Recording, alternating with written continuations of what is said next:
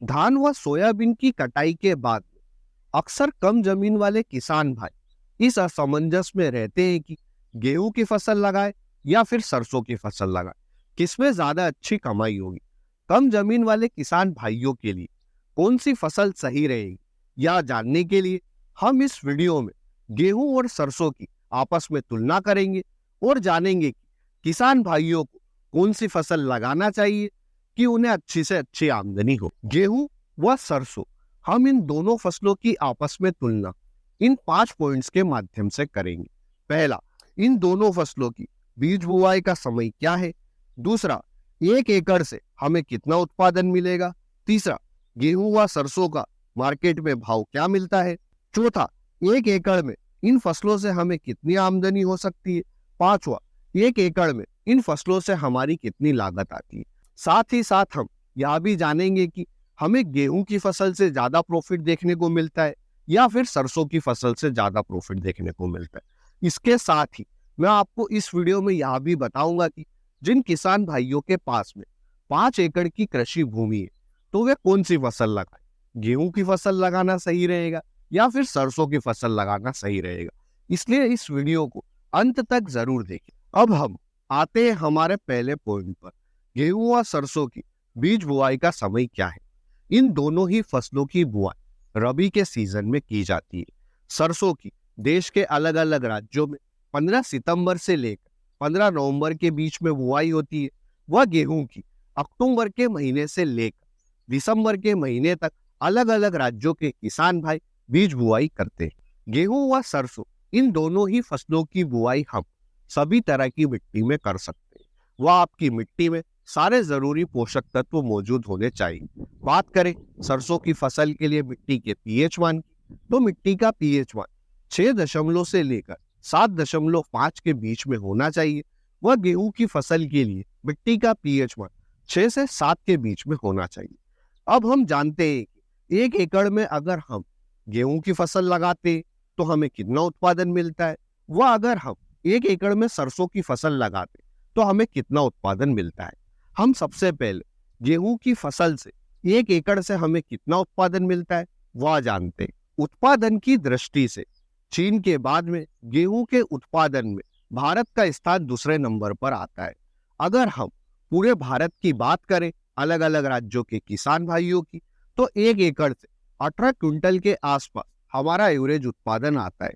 हाँ, बहुत से किसान भाई अलग अलग राज्यों के 1 एकड़ से 25 क्विंटल से लेकर 30 क्विंटल के आसपास तक गेहूं की फसल से उत्पादन बड़ी आसानी से ले लेते, पर हम यहाँ पर पूरे भारत की बात कर रहे हैं और पूरे भारत का एवरेज 18 क्विंटल के आसपास आता है, इसलिए हम यही लेते हैं। यानी कि 1 एकड़ गेहूं की फसल से हमें 18 क्विंटल के आसपास उत्पादन मिलेगा।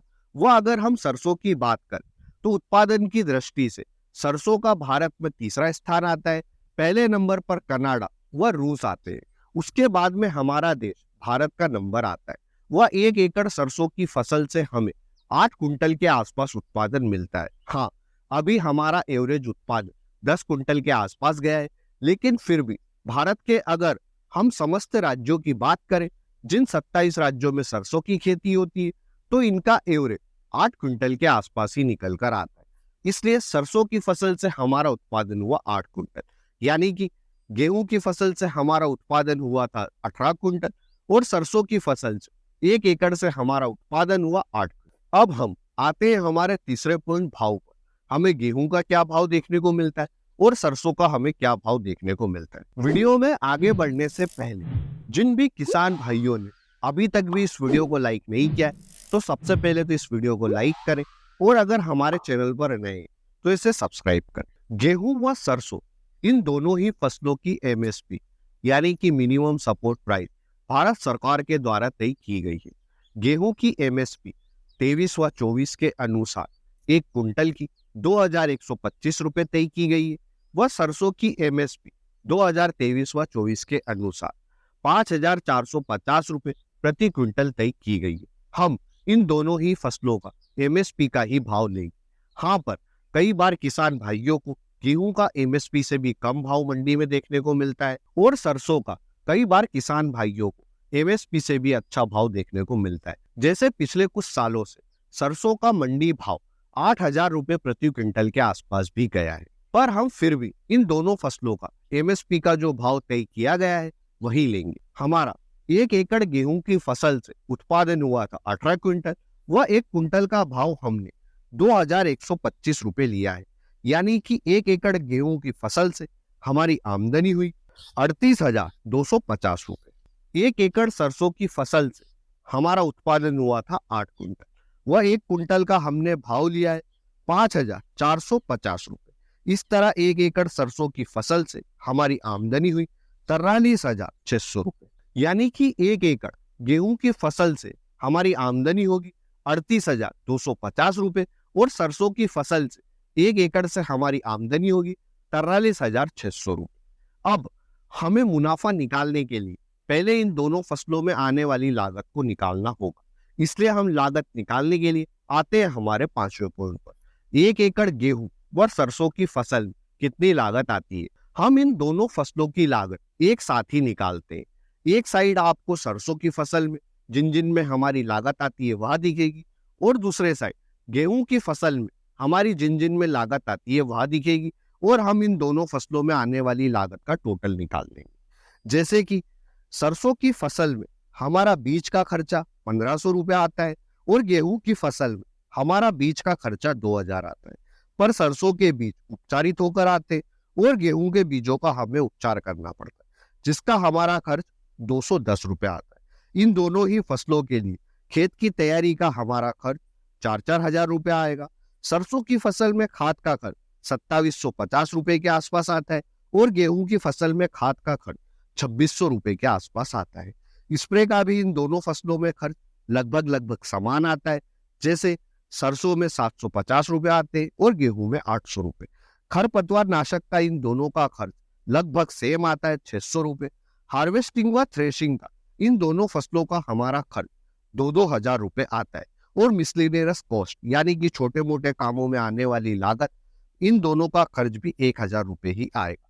सरसों की फसल में हमारा ट्रांसपोर्ट का खर्च 500 रुपए आएगा, वह गेहूं की फसल में हमारा ट्रांसपोर्ट का खर्च 1,000 रुपए के आसपास आएगा, क्योंकि गेहूं का उत्पादन भी सरसों से ज्यादा देखने को मिला था, लगभग डबल, इसलिए ट्रांसपोर्ट का खर्च भी मैंने 2 गुना ही लिया है।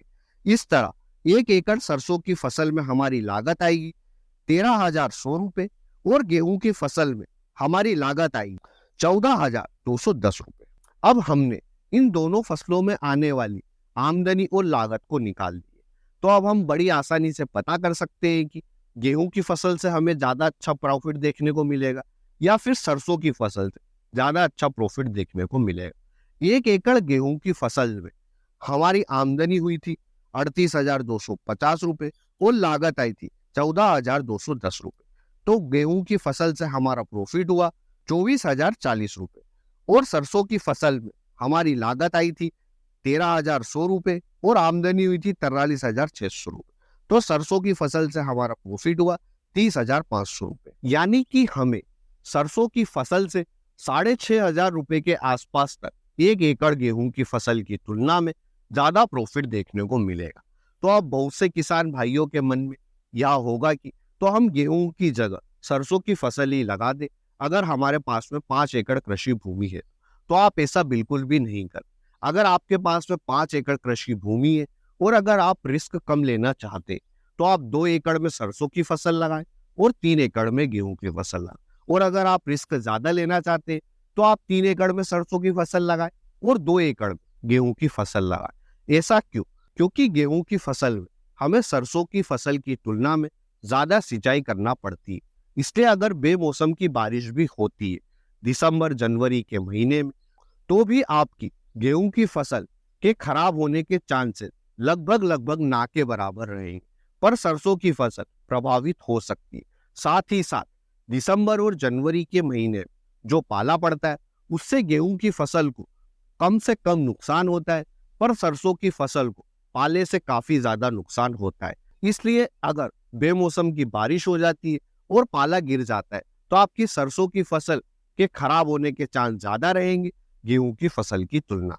इसलिए मैंने आपसे बोला है कि जो किसान भाई कम रिस्क लेना चाहते हैं तो वे 5 एकड़ कृषि भूमि में से 2 एकड़ में सरसों की फसल लगाए और 3 एकड़ में गेहूं की फसल लगाए। और जो रिस्क ले सकते हैं तो वे 3 एकड़ में सरसों की फसल लगाए और 2 एकड़ में गेहूं की फसल लगाए। इस तरह से हमने इस वीडियो के माध्यम से जाना कि 1 एकड़ गेहूं की फसल की तुलना में 1 एकड़ सरसों की फसल से हमें 6,500 रुपए तक ज्यादा प्रॉफिट देखने को मिलता है। इस वीडियो में दी गई जानकारी अगर अच्छी लगी तो वीडियो को लाइक और शेयर करें और ऐसे इंटरेस्टिंग वीडियो के हमारे चैनल को सब्सक्राइब करें। धन्यवाद किसान भाइयों। जय जवान जय किसान।